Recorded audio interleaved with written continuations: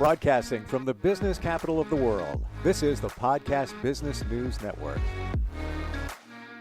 Hey, welcome back, everybody. We have your life coach. This is one of the best you're going to find anywhere. His name is Tom Marino. And Tom, welcome back. How are you doing? I'm great, Steve. Thanks for having me back. Excited to be here today. Yeah, we're going to talk about something that affects all of us. And I'm going to get a little serious here in some regards, but it's something that we can't ignore. And it's trauma. Yeah. And it takes its shape and form in all different ways, but it also shapes your life in many profound ways that you might not even be aware of. Yeah. Where do we begin with trauma? You know, trauma is such a common experience, and recognition that trauma is much more common than we think is really part of what I talk about trauma-informed coaching, or in the medical world, it's trauma-informed care. And there's a lot of initiatives right now going on in healthcare to encourage people to approach patients with the understanding and the recognition that at some point in their life, they have been through a trauma or experienced a trauma. And I've taken that trauma-informed care approach and really put it into my practice as a coach, because people experience trauma in many different ways. And, you know, this week, what happened in New York City with the subway shooting and we are all again re-traumatized by these kind of events. And it's not only happening here, it's happening all across the world. And the stories that we're hearing coming out of the Ukraine and, or anywhere there's violence, anywhere there's something that's unjust that's happening to people, it's traumatic. And we think of trauma as only, that violent thing that happens, or if you've been to war, the post-traumatic stress disorder that a lot of our veterans suffer from because of their experiences. And trauma is much broader than that. There's a lot of different forms of trauma. You can simply experience a sudden death in your family, and you become traumatized by that. You can be incarcerated, and that's a traumatic situation. You can have a sudden loss of a job, and that could be a traumatic situation for you. Trauma is a very subjective thing. What's traumatic for someone is not necessarily traumatic for somebody else, right?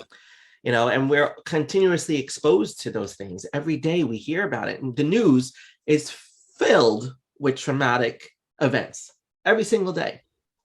And they become such happenstance for us that we don't really recognize that we are constantly re-traumatized over and over, And that's trauma in the present. Then there's trauma that you may have experienced in your past. You might not even identify that it was trauma because maybe it was so far back. Yeah, and that's the thing. That's a very critical thing. When trauma happens at younger ages and it's more severe, it tends to be a situation where you repress that memory. So you may not even have that memory. And we've seen that a lot with the sexual abuse cases in churches and religion. We've seen that suppression of that event that was so severe and so traumatic that you don't even know why you're acting a certain way, right? Like, you could be standing on the grocery line at the store, and it could be very long, and it could be you've been standing there for several minutes. And sometimes you and I that maybe never had a severe trauma or a traumatic event that we really think about, we just see that as an annoyance or a frustration that we have to wait on that line. But someone who has significant trauma will experience that as a threat or disrespectful or as a major stressor for them. Yep. And they'll start to get agitated, and they'll start to lash out, where their response to the same stimulus is overwhelmed, and therefore they act a certain way, right? They go to the doctor's office and they've been waiting for 15 minutes. And I don't know many doctor's offices where you're in and out in less than 15 minutes, right. But that 15 minutes, that waiting, that someone's keeping you waiting is seen as disrespectful. And it's part of that stressor that's related back to trauma. It's that violation of respect for the person that we often see trauma as, being a disrespectful thing or a stressful, a threatening thing that threatens our well-being and our lives, frankly. This literally happened to me yesterday. I was online at the bank, and there was quite a few people there, and the bank manager kept walking around and said, "I'm really sorry, we can only have 4 windows open due to COVID. Holiday weekend coming up, maybe that's why." And she kept saying it's going to be another couple of minutes, and you could see certain people become agitated. And Yep. maybe back in the day, I might have gotten frustrated, and I just looked and I said, "Yeah, all right, no problem. I'm on my phone, killing time," and I had to be back at a certain time. I'm like, I hope I get out of here. And as I'm walking out, the bank manager said to me, "Sorry, it wasn't 5 minutes. It was a little bit more." I'm like, "No problem. Have a good day. Just Right. let it go." Sometimes you, you just But okay those people being that were getting agitated may have some kind of trauma in their past. for sure. And that's something that we have to show compassion for and kindness for, right? Because people, and they may not even know what their trauma was, right? I mean, there are so many traumatic things that happen in our world. The subway thing the other day, 9/11, you know, vicarious trauma. Like there's the distinction between, trauma, direct trauma to you as a person, like your life was threatened, you felt threatened, you were in a stressful situation that threatened your well-being. But then there's vicarious trauma where it's an indirect exposure that you either hear through different stories that people tell, or even just witnessing it from the news, right? When we think of, for those of us that were watching the towers fall on 9/11, that was a vicarious trauma for us watching.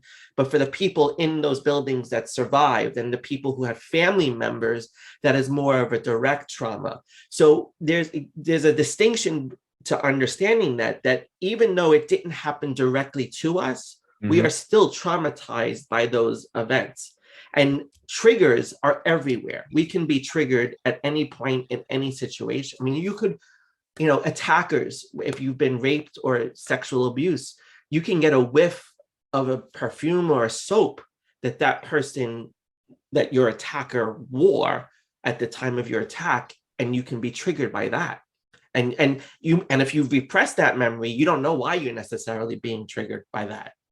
So there's stuff around us all the time that re-triggers. And my approach in coaching has been to adopt a trauma-informed approach, because I do see a lot of people in my practice that struggle with trauma and the impact that it has on them. And those are things like your self-esteem, your self-confidence, your self-worth. And we spoke about that last week, Steve, about self-worth and self-confidence. One of the foundations of a poor self-worth or poor self-confidence could be related to a traumatic experience. Totally. Without doubt. By the way, we are getting instant feedback, and we do have a question. Sure. And you can reach us instantfeedback@steve@gmail.com. This is from Lisa in Clearwater, Florida. And she says, "I ended my marriage after years of cheating on my spouse. I don't have a reason, except my friends say it may be because my father left when I was young. Do you have a connection to that?" Yeah, absolutely. We experience that situation where your father left you. That is a traumatic experience. That's a form of abandonment, right? You felt abandoned. People forget, like when you do cheat, and listen, there's no judgment here, but when you do cheat, you're not just cheating on your partner, you're cheating on your whole family. So if you have children, and same thing in divorce, when a spouse leaves because they're cheating or they're having an affair, you're cheating on the whole family. You're not just cheating on yourself on your partner, with somebody else. But that situation is a traumatic event. That is it's a form of abandonment. A lot of people experience that as abandonment. And then it's, you take on this behavior, potentially. It could have that kind of an influence where you maybe feel like you couldn't communicate, right? And that's what it comes down to, right? Trauma interrupts our communication and our abilities to communicate effectively. People struggle to communicate what they're feeling and what they're thinking. And why do people cheat? Most of the times it's because communication is broken down in that relationship, right? You can't say to your spouse or your partner, "I need this in our relationship. I need this to be different," or "I'm not getting the attention that I need, so I feel disrespected and I'm going to go find it somewhere else." And that cheating is really an experience of being disrespected in your own relationships, which may have been triggered by the disrespect that you felt when your father left the situation. So it really is that, you're in a stressful situation, right? And how you respond to that stress. So if your marriage has been stressful and you feel a need to cheat, it's because you can't communicate what you need to communicate, but you feel disrespected potentially in that relationship. And that can be related to the disrespect of the trauma that you experienced when you were younger. Right. Yeah. It's kind of in this situation, in Lisa's situation, it's almost like a twofold where she may have felt disrespected as a child, and that's way back. Yeah. And maybe she had issues with her spouse and there was maybe communication, but maybe she could have effectively communicated if she didn't have that block. Yeah. I mean, it's essentially a block. It's, and I'm not, and Steve, I want to be very clear. I'm not a therapist, right? Mm-hmm. This is coming from a coach who has an understanding of trauma and an understanding of how to approach people with trauma. And, I have had some training on this in my former day job. And it really is something that I use as an informational tool to help me better help my clients. For sure. And oftentimes, when I see trauma in a client, I will immediately make a referral to a therapist. And in partnership with that therapist and with me, that person will do that much better because they've had the double, the healing from the trauma that needs to take place in a therapeutic environment versus the understanding in the coaching environment. So I just want to make that distinction for the listeners. Yeah, you know what? I think that's what makes you different, Tom, as a life coach, because you're in tune with that. It's not that you're the life coach. Hey, I'm going to help you succeed. Everything's going to be great. No, you peel the layers back. Right. Many other life coaches may not take the time to do that or see that. Right. And that the end result is so much better. Right.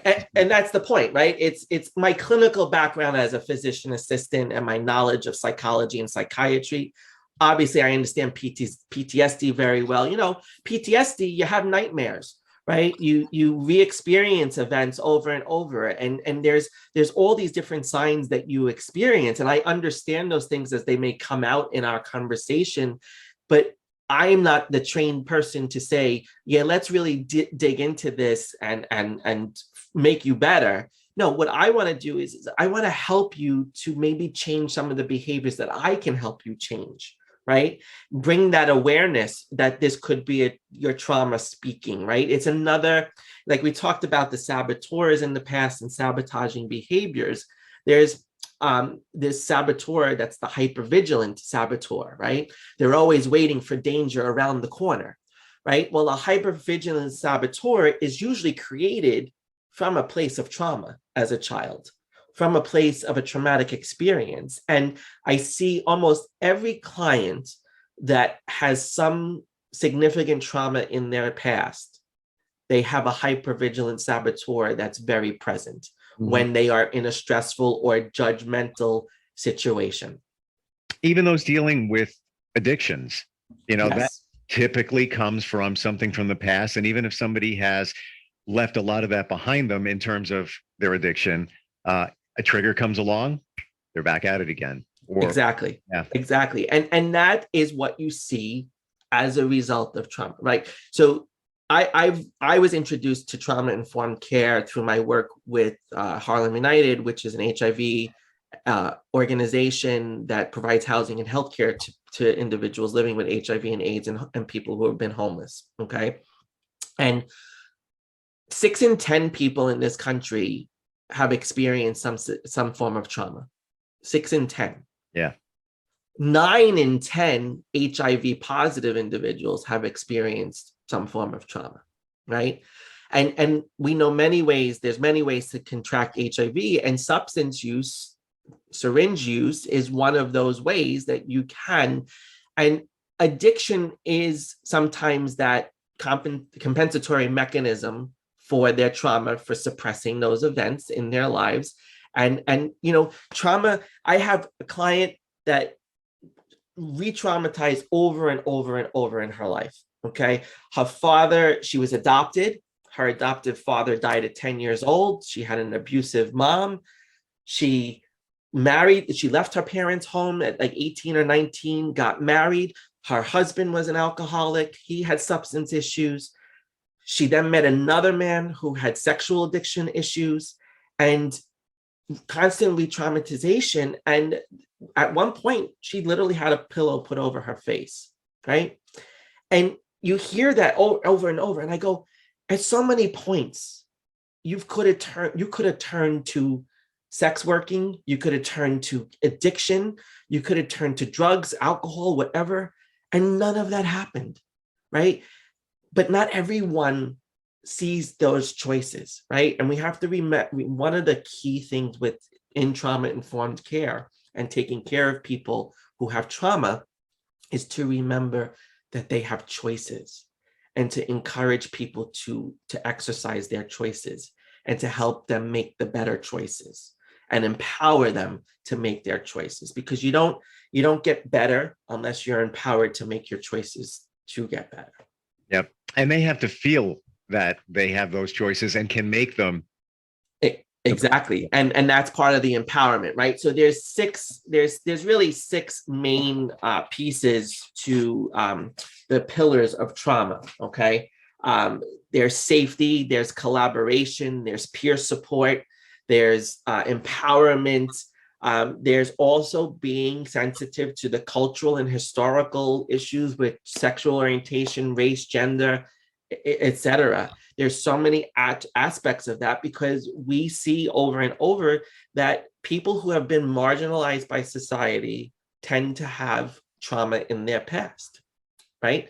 The experience of being marginalized, the cultural issues, the race issues, the orientation issues, the gender issues, all of those things are very marginalizing and are indirectly and directly causes of trauma for people. Wow. How do you work with somebody that you've identified that they have trauma? Maybe it's something substantial, it's holding them back, and we've connected the dots. You've done that. How do you move forward with that? Well, again, it's embracing those principles, right? All the environments that I provide for my clients are safe, confidential environments. And I'm very much a collaborator in their coaching process, right? I don't do necessarily anything different in my process. It's the knowledge and the information with which I approach that step of the process with someone, right? And knowing that there's going to be some deeper issues that are going to come about, that we may have to have a therapist be part of the conversation and the discussion and send them to that individual. But that's part of the recognition of being trauma-informed coach. That's the key. Does that make sense? Yeah, totally. You're plugged into it. And as a life coach, how often do you identify that? Does that happen a lot? It happens more than you would think. Okay, more than you would think. And the biggest ones, the most common experiences that I have had in my client population has either been a sudden death of a parent. It doesn't matter when. Sudden death of a parent. Really? Yeah. I mean, you could be 30 years old, 35 years old, lose a parent. It's a traumatic situation for you. I have to jump in there. I find that so fascinating, because when you said it before, I was thinking of a sudden death, maybe in the last year, whatever it might be. But what you just said, it could have happened, when you're in your low 20s or whatever it might be, and it stuck with you. Yep. A sudden death, a sudden loss of a relationship. Those are all common traumas that I see in my practice. I see, there's also that abrupt end to a job, or a situation where someone feels like their choices have been taken away from them. It could be as simple as that. It's the stressor. Remember, trauma is not the same for everyone. But the most common is the death of a parent or the divorce of a parent. And the divorce of parents, and that abandonment feature being present, like the father just walked out the door one day, right? And totally went and lived his own life and did his own thing with no regard for his family, right? Talk about blatant disrespect. And the thing that people struggle with that have had these experiences is forming healthy relationships with the new partner. They don't understand, they think that they need to be with someone who's going to promote their trauma or encourage or create more trauma for them in a subconscious way. But the key is that they struggle with their relationships. They struggle in trusting their partners. Trust is a huge piece of a traumatic past, because how could you trust anyone when someone closest to you has either suddenly abandoned you, left you, hurt you physically, emotionally, whatever? I mean, children could be traumatized over and over just by watching someone being screamed at, threatened, and just witnessing that is a traumatic event. There's so many things that you could see that it's very simple. It's unfortunately it's more common than people think, and that's what my purpose in sharing this is to talk about that commonality and to recognize if you see people that are agitated. We're traumatized by COVID, for crying out loud. Sure. Absolutely. And the thing is, most of us don't realize it. Those day-to-day traumas, we just internalize it, or like you said before, you go numb. Yeah. Is that a bad thing though? Just to go numb to it? To go numb to it could be over time very bad for you, because you're not dealing with the issue, right? You're not recognizing that it needs to be dealt with. And your agitation, your anger, your frustration, your anxiety, all of those things will escalate over time, because, it's kind of like I always describe anxiety and thresholds of trauma and understanding it like almost like allergies. Okay. You develop an allergy. Take a food allergy, for example, right? People develop food allergies at any point in their life, right? I have a strawberry allergy. I can't eat strawberries, okay, without getting swelling around my lips and my face, right? And my tongue. And that developed in my 20s, okay? It's because the constant exposure of the strawberries that I had up until my 20s, I was able to tolerate it. But eventually one day, my body literally made a mistake and provoked an allergic response to that, because that threshold had been reached, okay? It's the same thing with trauma and numbing yourself. We could keep taking it in every day on the news. We take it in every day on the news.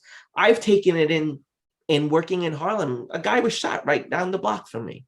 I heard the gunshots. I turned around and I saw the chaos, right? So for me, I was triggered on Tuesday with the event of the shooting because of the other shooting that it made me think of. So I was re-traumatized, and I have to deal with that.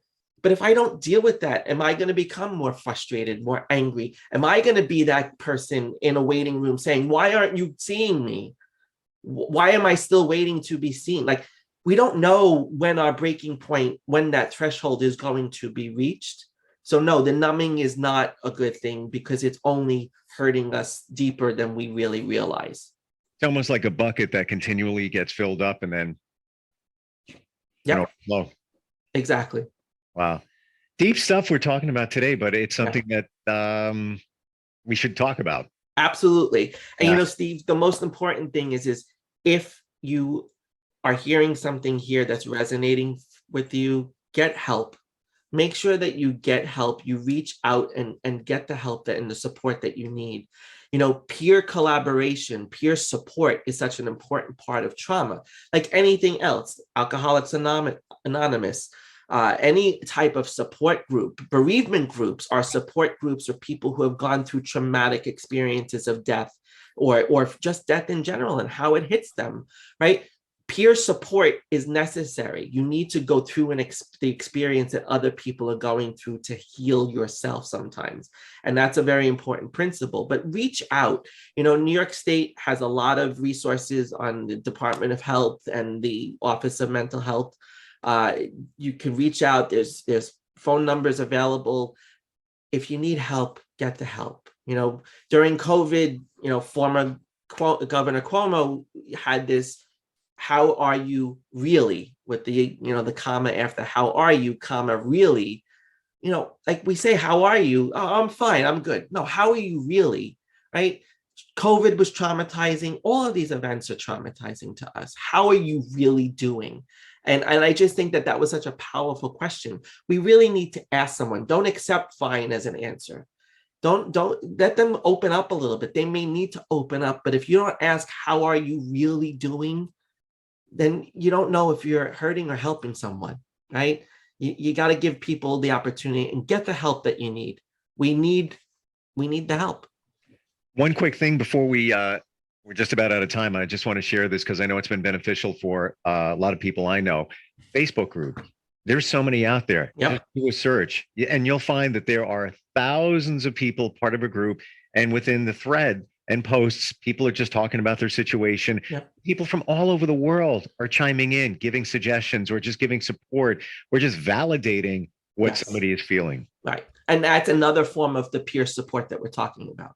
Joining a Facebook group, joining any group where you're given the opportunity to express freely what it is that is really in you, that's causing you difficulty and pain and struggle. Those are the opportunities to share and to be healed through other people sharing with you. You are an amazing life coach, and thank you for the topic and the insight today, Tom Marino. Your website is tommarino.com, right? Yes, it is. It's tommarino.com. Just go on there, reach out to me, fill out a contact form, and also follow me on Instagram at Tom Marino Coaching. DM me, trauma. If you've listened to this podcast and you want some help, or you're not sure what the direction you should take, and you're not sure if it is related, like Lisa's question earlier. Sure. Reach out, DM me, trauma at Tom Marino Coaching on Instagram, and I'm happy to speak to you and get you the support that you need. Yeah, I love it. And you know what? Be kind to each other. Amen. Be kind, be compassionate. Yeah. Be charitable in what you assume about other people. Be charitable in that, and recognize now when you see someone agitated on the line, you may say maybe they have a trauma that they're re-experiencing right now. Absolutely. And that will breed some compassion. And it's funny, you just said the word charitable. Sometimes we often think that equates to money. Yeah. But it doesn't. It's our thoughts and our responses to people in need. Yep. Positive energy, everybody. All right. Tom Marino, great talking with you. And same here, Steve. Looking forward to catching up again. All right. Talk to you soon. Thanks a lot. We'll be right back. All right. Bye-bye. Are you looking for even more of the podcasts and hosts that you love? The Podcast Business News Network is proud to announce that you can now listen live on the MyTuner Radio and online Radio Box apps for iOS, Android, and the Amazon App Store. Or check us out online. Search for Business News Network on mytuner-radio.com, or search Podcast Business News Network on onlineradiobox.com/US so you don't miss a minute of the action.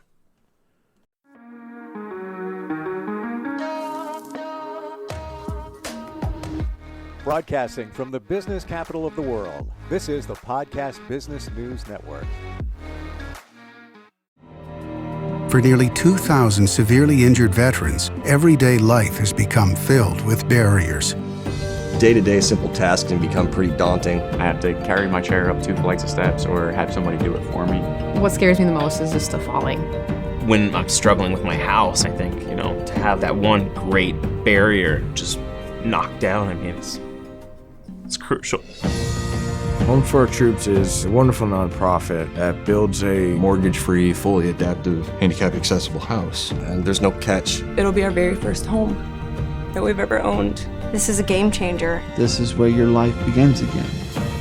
We need you to join us in completing this important mission. Please visit hfotusa.org and help build homes and rebuild lives. Because of you, everything's going to be okay.